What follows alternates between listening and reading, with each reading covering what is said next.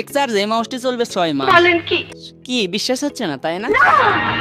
হ্যাঁ, এটা আসলে বিশ্বাস করার মতো না, কারণ এত কম দামের একটা ডিভাইসে এত ভালো ব্যাটারি ব্যাকআপ প্লাস এর যে পারফরমেন্স সেটা আসলে এর দামের তুলনায় অনেক বেশি কিছু। তো চলেন শুরু করি আনবক্সিং দিয়ে।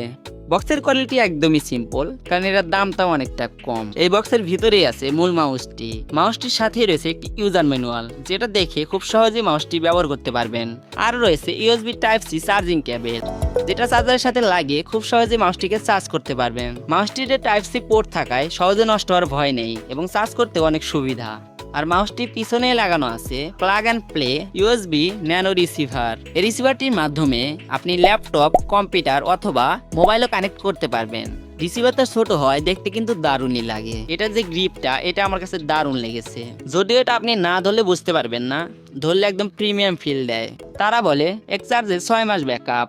এটা শোনার পর আমি ভাবলাম, ভাই এটাতে তো ব্যাটারি না, নিউক্লিয়ার পাওয়ার ব্যবহার করা হয়েছে। আসলে এখানে মূল বিষয়টা হচ্ছে, আপনি যদি দিনে 1 থেকে 2 ঘন্টা ব্যবহার করেন স্লিপ মোডে, তাহলে হয়তো এটা 6 মাস ব্যাকআপ দিতে পারে। তবে রেগুলার ইউজে 15 থেকে 20 দিন অথবা 30 দিন পর্যন্ত ব্যাকআপ পেয়ে যাবেন।